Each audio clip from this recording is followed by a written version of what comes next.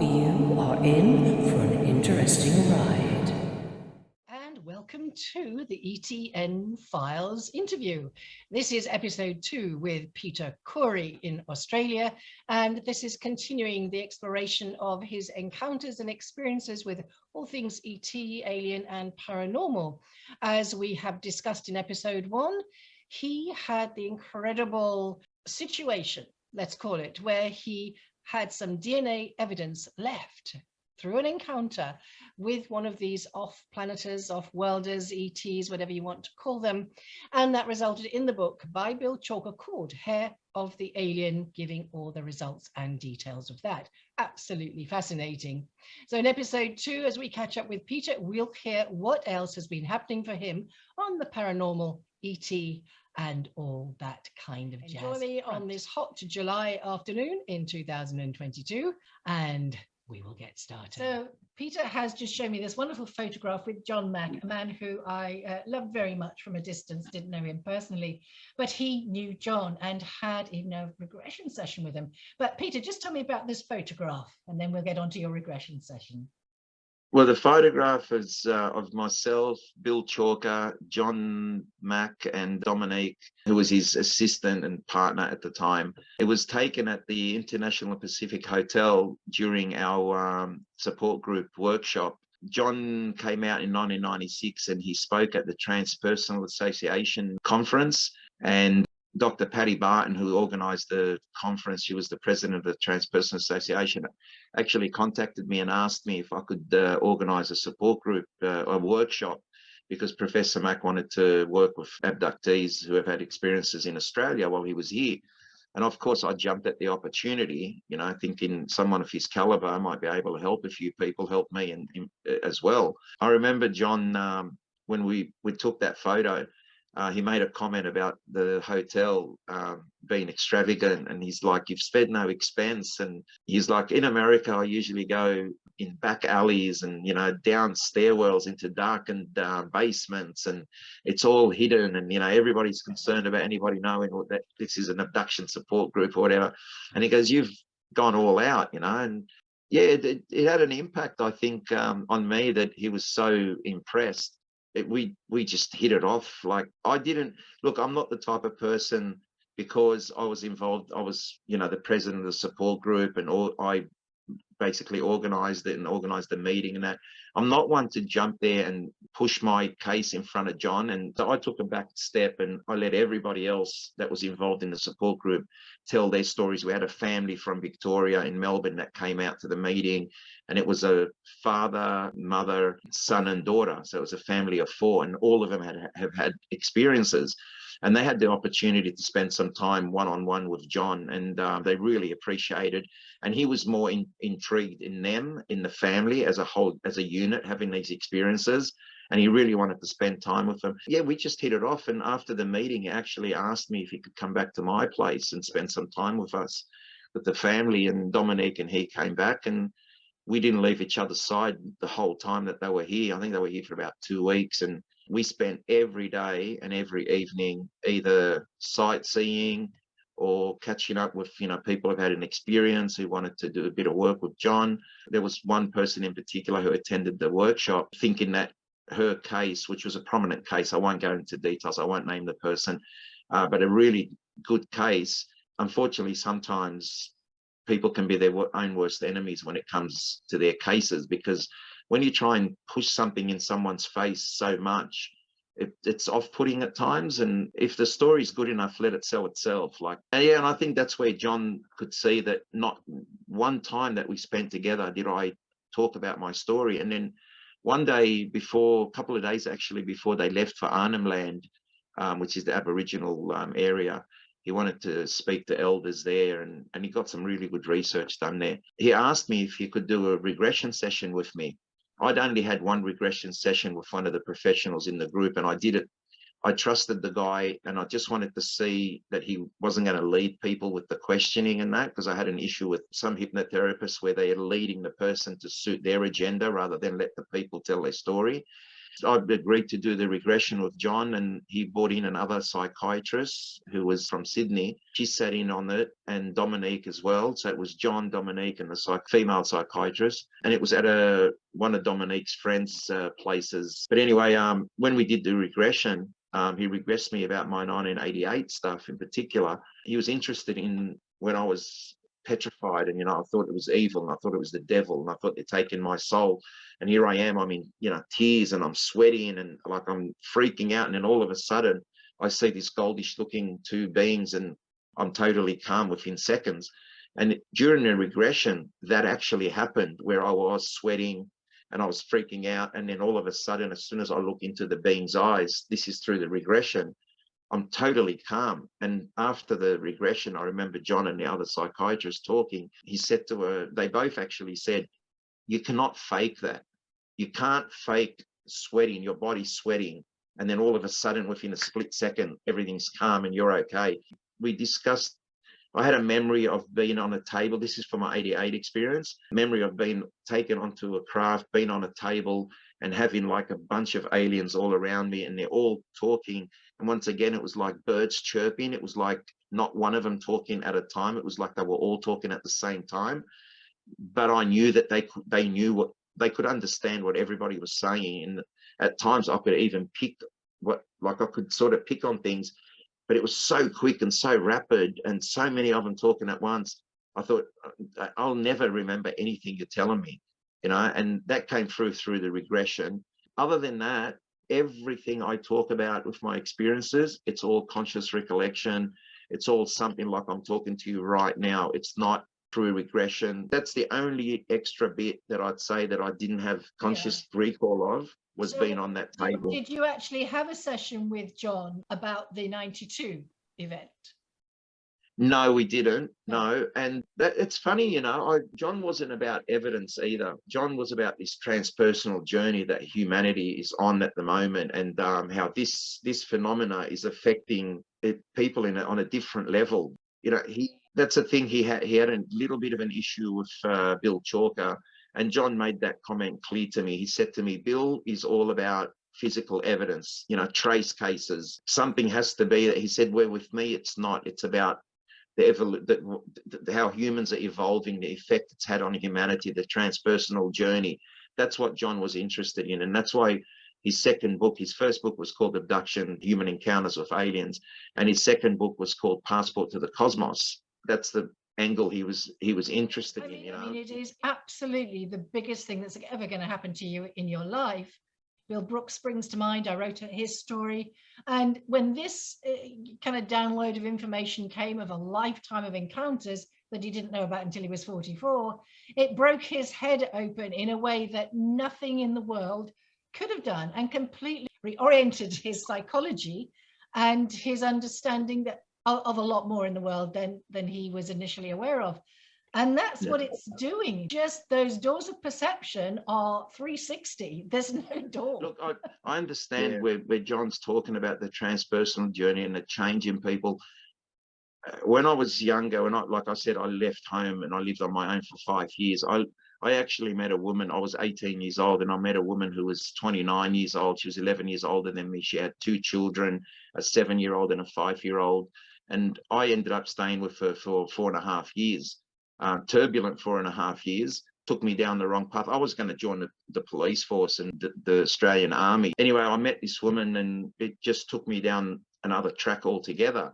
And when I had this experience in 88, it actually, that's why I'm thinking of calling, I've sort of written most of this book, and I'm hoping to get it published. And if not, I can self-publish. But I'm thinking of calling it Alien Intervention, because that's what I feel happened. I was going down that wrong track, and then I had this experience, and I thought to myself, there's so much happening in this world that we don't understand. I thought, if wherever these beings come from, whether they're from other planets, whether they're from within our world, on our planet basically, or just out in the atmosphere, outer atmosphere of our planet, they don't have to travel light years every time they come here to get to us. They've been here for thousands of years, and I've got to realize that. And I thought to myself, if I've been chosen a lot of people ask me, why you, you know? And I think if I've been chosen, as people say, oh, you're chosen, you're one of the chosen ones. If that's correct, well, it makes sense, because obviously when I was 22 days old, my mum says that this being was looking at me as if nurturing me or caring for me, looking at me with care. Yeah, I feel like if that's not going to change your life, having an experience like that and becoming aware that it's really happening, it's not a dream, it's not a nightmare or a fantasy, it's happening. If that doesn't change you, I don't think anything would. No, has it changed your perception of God, the absolute creative force? Oh, definitely. I used to think God was someone who sat on this throne and had a big staff and was watching everything, and once your time came, you were either in the naughty corner or in the good corner, sort of stuff like that. But then I came to realize that no, God is a creating force. It's a creator. That's what they call it, the creator. And it doesn't necessarily mean religious. I don't go down the religious path. The creator has created humanity, created life. I believe that, but I don't look at it as in a religious sense at all. I believe in Christ. I believe that, yeah, he died for us. And I think it was more like someone who was very popular for the time, and the people in power didn't like it and they got rid of him, assassinated him, however you want to put it. I think he was an important figure. I have a real big issue with the church and the way they want you to believe, and how they change things to suit as time goes by, because the wording in the Bible gets changed. And I'm just wondering if over the years, this is always I get some interesting answers to this question, whether you feel that you have had any changes as a direct result of your interaction with I'm just going to say ET, they could be our fellow travelers, whatever we want to call them. But some people have psychic ability more developed, or some people say they have incredible strength for their size. And I just wondered if you'd noticed anything for yourself. Yeah, definitely, without a doubt. Psychic abilities, intuition, whatever you want to call it. I don't know how to say it. I'm just going to say it. I've met people and I can look in their eyes and I can tell you in the first 5 minutes if we're going to be long-term friends, or if it's going to be a fake friendship for a couple of weeks or a couple of months and then fall apart. I can basically write it down on a piece of paper and give it to you, and then it'll play out exactly that way. Friends of mine tell me, like, there's a psychic thing I do. I pick up on things. Yeah. It has changed me. I can't deny that. It's changed me in many ways. It's changed the way I think. It's the way I live my life, the way I treat people. Has it changed your relationship with your family? Has it changed how you have educated your children about this segment of it? Definitely. I want them to be free thinkers, and I don't want them to have blinkers on or be told how to think by someone else. My kids have always, my son was the first to tell the family he was atheist. He put it out there and they were all shocked and horrified. My brother was like my second brother, who's a bit religious, who's had similar experiences to me, being paralyzed and something sitting on his bed and stuff like that. But he puts a religious content to it. He says to me, you shouldn't let your son speak publicly that he's an atheist, doesn't believe in God. And I said, that's him. I'm not going to tell him how to live his life and brainwash him and, have him be a clone of what I did and how I did. I said, everybody's brought up and believes what their parents taught them. When they're old enough to start questioning things, I said, that's the real belief that they have, not what their parents taught them, what they become or what they believe in. Look, I'll give you an example with my brother. My oldest brother believes me, backs me, supports me with my experiences. He witnessed something with the 1988 stuff. I had two of my neighbors, they're 2 doors away from my parents' house. In 1988, they both went out to have a cigarette in their backyard, and they said they saw an object hovering above this is during my abduction experience that night. They saw an object hovering over the 3 houses, which is their house, the neighbor's house, and our house. And they could not see the stars in the sky. It was just a dark, massive object. They told me this after they saw a documentary about me on TV. And they both came out, and I've known him for Michael. He was the first person I met at school in Australia, and I sat next to him in class. And then about 3 years later, we ended up buying a house next door to them, and we've been friends ever since.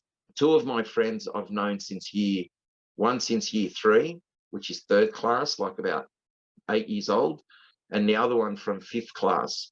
So long-term friendships. One of my friends who christened my daughter is an ex-teacher of mine. You don't very often hear, a student or someone say, oh, my teacher is the godfather of my daughter or my child. But that's the sort of friendships I make. I make long-term friendships. People know me. My friends know me, and I worked in security for over a period of 18 years. I've met a lot of people. Some not very well educated, some very, very biased because of religion, and being Muslim in particular, they have their set views. So do a lot of Christians, but I can sway the Christians, but the others. But you know what? They'll all tell me out of respect. They say, Peter, we don't believe in the topic, but we believe you. Now, the Muslims believe in the jinn, J-I-N, which is a spirit, and it can be a mischievous spirit. And that's what they all relate my story to. They go, oh, you saw a jinn, and wave, brush it off. It's just, you saw a jinn. They don't take on board the alien concept. To them, no, it can't happen. Same with managers I've worked with, other security guard I've worked with. They all will tell me, I might not believe in this phenomena, but I believe you. I believe your story. In 2011, there was a show in Australia. It was about a lady, I won't mention her name, but her family broke up because she was researching ufology and she was a therapist. So she was doing hypnotherapy and so on with people. She took her son years later, after family broke up, she took her son on a 2-week tour of her research around the country. Over the period when they were filming, I was getting calls from the producers, and they were saying to me, would you like to get involved in this show? And I kept saying no, simply because she had made a lot of claims about hybrid kids or indigo kids and so on, saying their DNA is different, their blood type's different, but there was never any scientific proof to back it. And that person was one of the people who actually said, oh, Bill Chalker did the DNA research in his shed on a newspaper. So if you're going to have a go at someone like that, you got to put up when you make, when you make assumptions. Or so anyway, I didn't want to be involved in the show, and eventually the head producer, called me. This is a period of 3 months. I kept getting calls every week, and he said, Peter, if you really believe in this field and you want to give it credibility, we think you should get involved in the show, because everything this lady's producing isn't going anywhere. It's fallen apart. So I thought about it for a while, and I thought, you know what? I don't want people to look at a show about UFOs or abductees or whatever and just go, it's all crap. Look, there's nothing, they can't prove anything. So I called them and I said, yeah, okay, I'll get involved. And they came to my house on a Saturday, did the interview. And then on Sunday, I was heading to work. I was right outside my work in the car, and my phone rang. And her son, has a scientific background as well, he actually said to me over the phone, he said, Peter, your story yesterday was really interesting and detailed. Would you be interested in doing a lie detector test, a polygraph test? And I was like, yep, let's do it.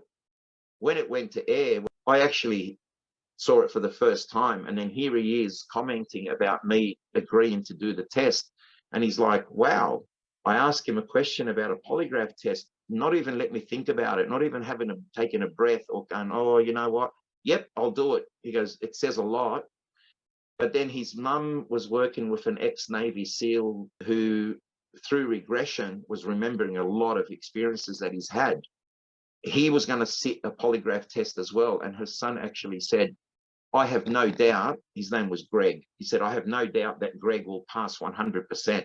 Didn't make that comment about me. When we sat the test, the polygraph guy actually said to them, they had the guy there. I felt so sorry for him because he looked devastated. He actually failed the test. Polygraph examiner said, I think it's memories like dreams or, not real memories.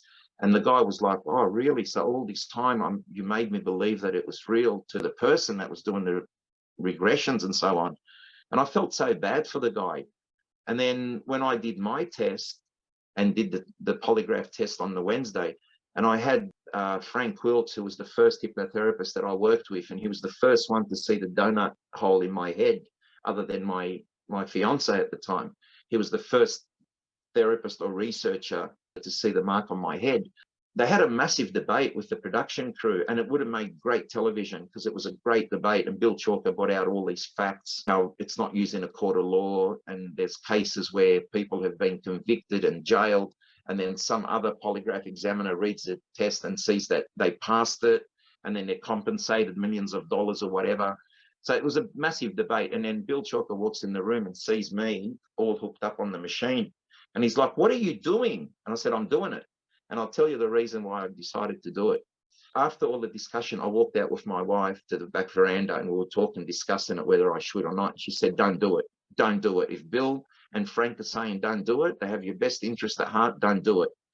So I was like, okay, I'm not going to do it. The polygraph examiner walked out at that time, and he actually said to me, "Peter, don't feel bad. This is television. This isn't their money they're using. This is investors' money. Don't worry. If it's costing them $2,000-3,000, don't worry. Don't feel bad about it. Don't do it if you don't feel comfortable." And he said, "But by the way, I'm just really interested. Tell me your story." So I told him about my 88 experience that happened at my parents, and then briefly mentioned my 92 stuff with the DNA and that. Anyway, I decided there and then, because he wasn't selling it to me and trying to force me to do this test, I thought, you know what, I'm going to do it. And honestly, the reason I decided to do the polygraph, because I actually thought, the guy asked me to do it.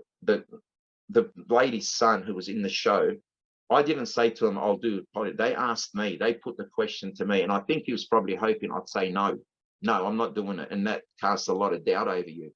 The reason I did that test, I thought it's 100%. Like, if I fail, I failed. And I'll tell you, if I failed, they would have destroyed my case. And I took a big chance there. But I only did it because I thought 100% I'm telling the truth. It's going to tell that I'm telling the truth. And luckily for me, that's how it panned out. But what disappointed me again, he didn't ask me any questions about my 1992 experience with the two females. All the questions were related to my 1988 experience. And when he said, "Oh, the test is concluded," I just sat there and I said, "Hang on a minute. Aren't you going to ask me any questions about my 1992 experience?" And he was like, "Peter, if you're telling the truth about your 88 experience, because then you're telling the truth about your 1992 experience," which to me was a bit of a cop-out, because I would have loved nothing more than for him to ask me 2 or 3 questions, and he didn't do it, and it really disappointed me. I will never, ever, ever take another polygraph test ever again. I don't care if they offer me $1 million, and I'll tell you why. As soon as the polygraph examiner said to them, "I guess you're anxious to know if Peter passed or failed," and he said, "Peter passed with flying colors. He passed. It's happened, whatever." And I just went, "Oh, okay, I'm happy." That was my reaction to it. And then I said, "I would like to know what Chris thinks," the person who asked me to do the test. And his response really pissed me off. It really did. Lost a lot of respect out of that. Like, his response when I said, "I want to know what he thinks," he was like, "Oh, I believe Peter believes it." It annoyed me, because to me it felt like he was moving the goalpost as we're playing the game.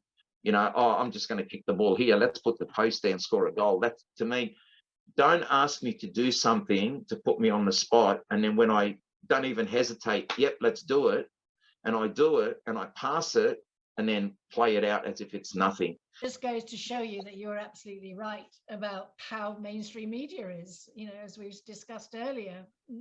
Yeah, look, I've had 5 movie offers about my life and my experiences. I signed 2 contracts, and I walked away from 2 of those contracts simply because they wanted to change my story. In one case, they actually got a screenwriter, paid 50 grand for him to write a script. And then it was so badly done that they paid him another 25,000, that's 75,000, to rewrite the script or fix it. And I said to them, "For 5,000, I could have given you my script. Like, it's there, it's me telling the story. I don't want someone changing my story to suit their belief system or how they want it to look." So the second one that I walked away from, they filmed at my house for 3 months every day. They went to Lebanon. They flew to Lebanon for 2 weeks and interviewed my cousins in Lebanon. My mum and my sister were there at the time. My sister said to me they hosted them and they looked after them. And she said that they interviewed everyone. They went up on the roof where I had my siding and all that. When they came back, the question was, "Oh, the producers want to know, would you do a drug test and a polygraph test?" And as soon as I heard those 2 questions, I said, "Get the F out of my house. That's it. We're not doing this anymore." And they left a lot of their camera equipment here. I've still got a tripod. What's happened to all that material then, Peter? Well, one of it, the one that they filmed for 3 months and went overseas to Lebanon and filmed, he actually gave me a CD. they are the only ones that specific production company were the only ones who got to interview my son, my daughter, and my wife. Wow. And to this day, I have not looked at that footage. I don't know what my kids have said on that footage. One day I will, but I like to keep my kids right out of it. There are reasons why. My son got bullied at school because of my experiences. He went to a Catholic school. I felt bad because people were attacking him and bullying him because of his dad's belief system, not because he believed in it. And I think, telling people at school that he's an atheist didn't help much, being at a Catholic school, but his religion teacher loved him. She said to me, she goes, he's the most exciting guy in the class. He's the most educated on it. And I thought to myself, well, no wonder why he doesn't believe. So, yeah, that's why I say I'll let them think for themselves and do their own thing, but very supportive. And I'd say if I saw that footage, I've got a copy of it sitting on my filing cabinet, actually. I will look at it one day, but I can guarantee you right now, my kids will say, I believe my dad. I know my dad wouldn't make it up. Like, they'd be supportive like that, but they wouldn't go into any aspect of anything happening to them. I just want to know, in the interim time, if there have been any more encounters, if there have been any more communications in any shape or form. No, there definitely has. When Professor Mack visited here in 1996, about 2 weeks before his visit, I had an experience. The 3 beings that are gorilla looking with the hoods and the robes, and it happened in my bedroom where my 1992 experience happened. But they came through the mirror and I got levitated out of my bed. And when they came through the mirror, I thought it was a whole bunch of them, because obviously I could see 3 figures, but then I could see the reflection. So to me, it looked like a half a dozen people coming through. I didn't know they were coming through the mirror. I thought they were in my room, and walking towards me. And then I'm levitated off the bed, and my partner's sleeping right next to me, mind you. And that's what's hard for some people. A lot of couples that would come to the support group meetings, the partner that's not having the experience would be so upset or doesn't want to know. They're like, come on, if this is happening, I'm lying right next to them. How come I don't see it or feel it or hear it or anything? They don't realize that they get switched off and they're basically lights out. They're not operating. But they'd leave the meeting thanking me and saying, you've actually opened my eyes. Like, I believe that this could happen to people and the partner wouldn't even know. For me to see what I thought at the time was a bunch of them, I couldn't even tell you it was 6. I thought it was more. But then as they came closer to me and I was levitated off the bed, and it was one on either side and one at the foot at my feet, I knew then that was 3 of them, and their reflection was what I saw, and it made them look like there was more. And as I went through that's when I realized, shit, they came through the mirror. I thought they were just in my room. But when I realized they came through the mirror was when they were going back. And the first being that was at my feet disappeared into the mirror. And I just saw this haze, just like a fuzzy thing. And bang, he's gone. And then my feet start going through the mirror and I'm taken through this mirror. And to me, it felt like the mirror wasn't solid anymore. The mirror was like jelly almost, like a thick substance, but it was moving. It wouldn't break. If you pushed it, you moved it, it bent with you. It wasn't solid anymore. And as I went through and I got to my chest and I saw my reflection in the mirror of my face, the shocked look on my face was so funny. I could have laughed, but I could have cried at the same time, because I was absolutely stunned and I could see the expression on my face and the reflection in the mirror. And then I was taken through, and as I got through, my head just felt like static electricity all over, shooting out of almost out of my head. And I go through the mirror and my next memory is, bang, I'm in bed. And I've waken up my ex saying, how long have I been here? Like, what time did we come to bed? Trying to figure out. This was probably 2 weeks before John Mack's visit in 1996. I did speak to him about it briefly. 1997, I think, was his second visit. And that was the last time I actually saw John. Sydney Airport, have a photo of him sitting there. That was the last time I saw him. Did those beings, were they ever seen on the ship with the tall beings, the more communion-like looking beings? Yeah, they're working together. Yeah. When I was surrounded by them, it was the tall and the short. But To me, it seemed that the tall ones were the scientists, the medical, and the shorter ones were the military as the arm of it. Like they were the muscle. And speaking of muscle, the taller ones had none. Their arms and that were tubular. They didn't have features like we have forearms and you have your biceps, and you couldn't see that. But then funny enough, I had a lady in Melbourne. She said to me that she heard me talk about my experience and she got this image in her head, and she drew a picture with an alien being holding the needle in his hand, which the needle looked pretty cool actually how she drew it. But this being was muscly, like I'm talking shoulders and muscles and arms, you know. And I thought, no, you got it wrong. They're not on steroids. They're not into body shaping and that. If anything, it's all about the mind with them. It's not bodily, you know. You don't have to be a Superman type body. You have a Superman brain, and that's how they operate. I had an experience in 2008, and this one really, I've had a couple of things to me that scare me. Aliens don't scare me. Other things do. This one affected me emotionally for a reason. Once I tell you the story, you'll know why. And then I had another one where I think I sent you some photos with scratches all over my leg. That really scared me in a whole different level. It's something I was looking at happening right there and then. I was watching these scratches come up my leg and appear on my leg as they happened. This burning sensation, and then scratches appearing, and almost like a scalpel, some of them, cauterized, and that really freaked me out, because to me, I couldn't see what was doing it, but it was doing it to me. It still freaks me out. But the 2008 experience, I had an experience where I was taken on board a craft, and we pulled up either against another craft or next to another craft or next to a building. But this building was like ultra white in color, like very bright white, as if it was lit up. It was white light, and then had these long rectangular windows, dark black tinted windows, very tall. I remember I was looking, like I was lying down on a table, and I could, with the corner of my eye, I could move and I could see what we were coming to, that we were getting closer and closer. And I don't remember going through the windows or anything, but I remember coming through, like being almost up my back up against the ceiling in a room.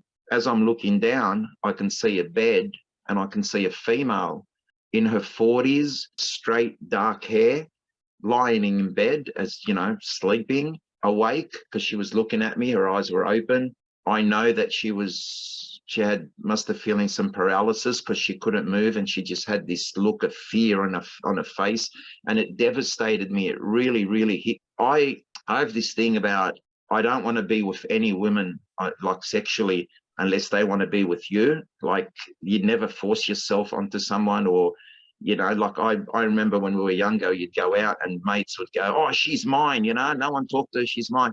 And I used to always say to them, it's not up to you, it's up to them. Like, they make the call. We can't just go, oh, that girl's mine, no one can pick her up. It's up to them. And as I'm dropping from the ceiling, coming down lower and lower over this bed, I was looking straight into her eyes, this female's eyes, and I could see she was petrified. And I thought, damn, I'm playing a part of this, like her emotions and whatever she's going through, she's scared, you know, and I'm a part of that. Oh, geez. And then as I got closer above her, I was only inches above her, and I was like levitating. It wasn't like I was standing on the bed or jumping. I was floating straight down. And once I got within inches above her, I remember seeing a tear run down her cheek, and it broke my heart. I saw this tear run down her cheek, and I remember mouthing to her, and I said, I am so sorry. And there was a sexual aspect to the experience, and then I'm back on the ship, whatever. That experience really pulled at, I don't know, it ate at me, it pulled at my heartstrings, my emotions. I felt really bad for this female. I didn't feel anything for me. It was just all about her, and it really devastated me. I thought, you can't fucking do that to people, you know. You can't, like, what if that female fell pregnant and she has a partner, say, and then the DNA comes back, and then he thinks he's not the dad, she's cheating on him when she's not. I had all these things going through my head, you know. It's just not fair. Years later, I'm reading this book, I think it was by Richard Boylan, I believe, And there was a chapter in there about this lady who had this experience, and she was in her 40s, she had black hair, whatever. But the thing that got me as I'm reading this, she's telling her story to him, and then she says, and the guy, when he was inches away from me, he actually mouthed to me, "I am so, so sorry." And I'm thinking, whoa. And I've had people say to me, "Oh, you got to contact that woman, you got to find her, you got to speak to her." And I'm like, no, no. What if she's not ready for that? Like, why would I put what I want and my selfish, to make me feel better, go and confront this woman? And I don't know where she is at her life. I don't even know if she believes in this stuff or is taking it on board. But, I get people, "Oh, no, you have to. If you want to prove that this experience happened, you should." And I'm like, I don't have to, because it's in the book. She's told her story to someone. And unless it's happened to someone else, she wasn't Australian. I believe she was American, but maybe Italian background. But when I'm reading this story, I'm not even thinking there's similarities there. And then she says, the guy was up against the ceiling, and then as he floated down towards me, there was inches from my face, and he whispered and he mouthed, "I am so, so sorry." When I read those words, not "I'm sorry," I am so, so sorry. Like, I said it twice to her. It's just astonishing. And what corroboration? Again, being part of something where somebody else was traumatized. I totally understand that. In the Bill Brooks story, which is this guy who didn't get any memory back until a download in 1994 when he was 44 years old. And when it broke his head apart, and he remembers some of the sexual part. In fact, he wouldn't tell me about some of it until he was completely drunk one night, and it was fine. We're good pals. And there's some things I would never write about what he told me, because it's too much. It's private, and sometimes it's for him it was also childhood. But one of the amazing things that happened to him was that many years later, he met a lady who he started dating, and at some point she said to him, "I've known you before." And he goes, "Yeah, what are you talking about? What are you talking about?" And she goes, "I was on the ship. It was me." And he nearly fell off his perch, because he didn't recognize her. She had changed physically. She'd been a very slender girl or lady on the ship. And so many years later, her physique had changed. And so he didn't recognize her physiologically. And then once she said, he knew. That's interesting. Did he tell her that he was having experiences, and then she's mentioned, or she just came out of left field and just said, "I was on the ship"? He hadn't informed her about anything. They must have been chatting, to be honest. I'd have to read the book in. But it was not something that he'd expected. And I think after it was unbelievably traumatic for him. He said it took him nearly 20 years to recover. He had a massive download. Everything came all at once, like through a funnel. Yeah. His brain couldn't take it. So he remembered one massive incident. And then he said, and that's all I ever thought happened. And then over the 20 or more, over the years, until he contacted me, he said the memories kept dripping in, because they were just at the back of his consciousness now. They were subconscious back there. And when it was safe, when his brain could take it without killing him, it got assimilated. And for a man like him, who was blocked out, cut off from anything, he was a very interesting personality, and for something like this to happen to him, it's or anybody, but especially him with his mindset. Before I finish, we'll get on with your story. Was that had it not continued after he was aware or awoken at 44 years old, he would have thought, he already thought that he'd got a brain tumor, he was having a mental breakthrough. He thought he'd having some religious experience. You name it, because he had no frame of reference for it. Apart from totally changing him, he said, had he not been aware of what had happened to him, and the abductions not kept on happening, whilst he was aware of them, he would never have believed his own story. Yeah, that's same with me. I tell people when I'm talking about my story, if it didn't happen to me and you were telling me that it happened to you, I wouldn't believe you. Like I said to you, I got my brother my second brother doesn't believe that it's alien, and he puts a religious twist to it. And he's had a similar thing. It was funny. I'll tell you a quick story. My sister was having a birthday, and we had 3 priests from St. Charbel Church, which is a Maronite order. They were over for a birthday, and they're sitting down around the table talking. And I hear my brother, the priest is sitting there, and I hear my brother telling the priest, yeah, and you know, when I'm in bed, I feel like something sits on my bed or sits on top of me, and I can't breathe, you know. And the priest says, oh, look, when you read in the Bible, when you go to bed and that, don't just close the page. Always finish a sentence, go to a full stop, or finish a paragraph or a page. As my brother was talking, I said, hang on a minute. You give me heaps. You're always having a go at me about my experiences, saying, oh, they're not alien or whatever. I didn't say alien. I said, you say they're not real or whatever. And he goes, yeah, but you believe they're from there. And he points to the sky, like they're sitting in the kitchen, at the kitchen table. And he points up, and the priest, one of the priests goes, what do you mean? Like, what do you point out? And he goes, oh, he thinks they're aliens. And straight away, the three priests in one go, they were like, oh, we've got a guy in our parish who is having experiences with these beings with big eyes, and, you know, he thinks they're the UFO and alien. You should talk to him. And I was like, really? You've got someone talking to you priests about UFOs and aliens? And, you know, and they said, oh, you guys should talk to him. You should catch up. And it never eventuated. We never did. But then from that, they were talking, the priests were talking in front of someone, and someone from the Lebanese newspaper in Sydney gave me a call, and it's an Islamic newspaper. Like, everything is, you know, Islamic based on it. They called me into the office, the editor, chief editor, and a couple of the journalists, and they sat down and asked me some questions. And you wouldn't believe it, in a Muslim newspaper, they ran my story over 2 weeks. So like a quarter of a page in the newspaper. They actually had a picture of the female straddling me, but they had put a black bar across the breast so you don't see the breast. And then the following week, they followed it up, and they were saying how much of an interesting case it is, that it's real, it genuinely happened. And like, I'm thinking, this is a Middle Eastern Islamic paper, like very conservative. And here they are putting my story in there and giving it credibility. I had a guy come from the Age newspaper, which is a very prominent newspaper in Melbourne, and it's like a massive newspaper. When you open it, you'll cover 4 people with it. It's that big.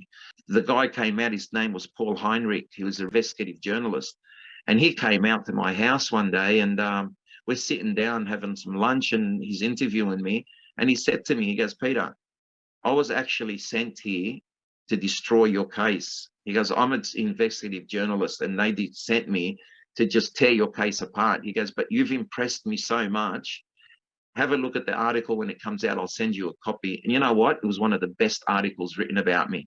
So I've had a lot of positive feedback when it comes to the media. And the only thing I'm disappointed with is they'll concentrate on the 1988 experience and other experience, but they won't go near the 1992 experience because they think it's too controversial. It's too scary for certain people. Something that is, you know, still very much taboo, and I'm all for talking about it because it's an important part of the experience, and it happens, and it's a very fundamental part for a lot of people. What I don't understand is, what's the difference between a UFO with aliens on it that are experimenting on people, you know, medical procedures, whatever, to 2 females that appear in your room and then leave a hair sample that gets DNA tested, and the results are there to speak for themselves. Like, what's so scary about that? Okay, it's confrontational because there's the evidence. That's why they want to leave a question mark, I think. But look, things are changing. As you know, we're well aware with the Disclosure Project and stuff like that. You know, I've had Stephen Bassett at my house as a guest, and he spoke in front of a number of people, and I've always told him every year, the first comment he makes on the first day of the year is, this year is the year when everything will be. And I keep telling him, don't hold your breath, because I won't be holding mine. The government doesn't want us to know unless the aliens come out and say, yes, we're here, this is what's happening. Our governments will never tell us. They'll never admit to it. Because if they admit to it, they're opening themselves to a lot of litigation, I guess, especially in America. Yeah. So before we wrap up, I just want a couple of things.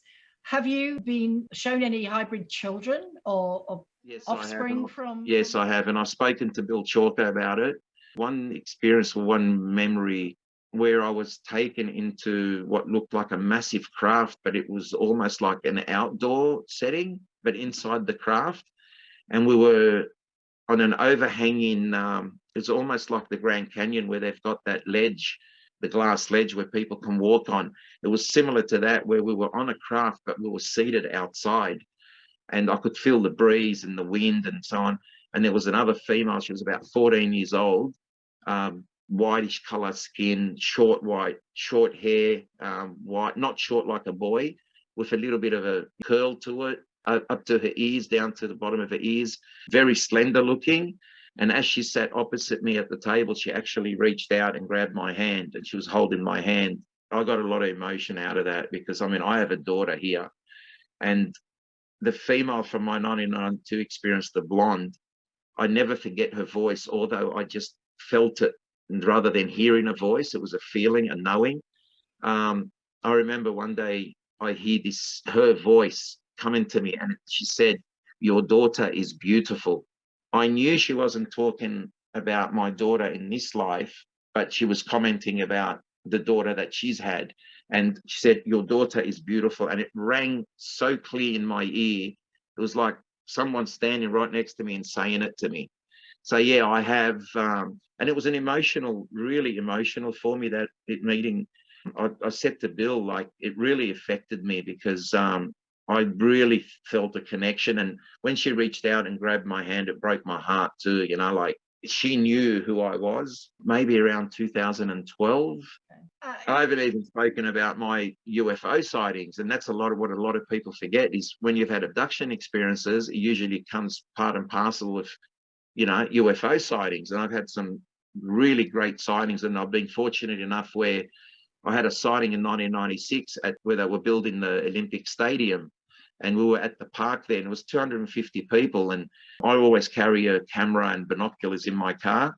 And my son would have been, I think at the time, he might have been 18 months old. And he was running around outside the car, and I was standing and I saw this object. And straight away, I grabbed my binoculars out of the car, and all these people around playing with their kids and that started like, "What's this guy looking at?" So everybody started looking. I'm saying there was probably 250 people there. And we see this teardrop, like a teardrop shape, and it was smoke. There was smoke trail behind it. Instantly, everyone started saying, "Oh my God, it's a helicopter. It's going to crash." And we could see it through the power lines. You know, you have the power lines, and it was dropping one power line at a time. It was moving rapidly and dropping, and people were like, "Oh my God, it's going to crash." People were screaming. It was in the distance, but it was still, you could see it. And then all of a sudden it left this trail of smoke. And then all of a sudden you heard this thunderclap, like a sonic boom or something. And this thing just shot to the left. And I was lucky to get probably 5 photos as it was traveling past the power lines. And then I got 1 or 2 photos as it was zooming across, and you could actually see it. And then I had a journalist who was offering $10,000 for anyone who has video of the plane Aurora. I think the Americans were working on a plane that, yeah, sits in the outer atmosphere and then apparently drops, and it can stop on a dime. And the human body can't handle that, but they reckon that that plane could do that. And he was offering $10,000, and he contacted me and he said, "Oh, if you've got the photo, or, you know, if you had a video of it, I'd give you, you'd win the 10 grand. And I said, "Mate, I'm not even for the money. If it's real and it's happening, you know, you can have it for free, basically." It's part and parcel. You have your sightings, you have your, it's an interesting phenomena. I can understand how people can be scared of it, and not things we don't understand, we fear. You know, everybody sharing their experiences, and people from all around the world, all walks of lives, you know, all different professions. If they start coming out and telling their stories, there is that high strangeness phenomena that goes hand in hand with it. And sometimes it's not a positive experience. Not every entity that you come across is a benevolent source. Some of them are very benevolent, and like, I mean, for me to get scratches on my body that I'm watching happen right in front of my eyes, that's part and parcel of this experience. But it's the high strangeness thing. I've had a couple of things where, yeah, you think it's crazy, but there's evidence there. You know, I had an eagle appear in my lounge room, and I watched it and I felt it. I felt its wing right next to me, and I thought it was one of my birds because I kept the cage open because I trained my birds to fly around the house.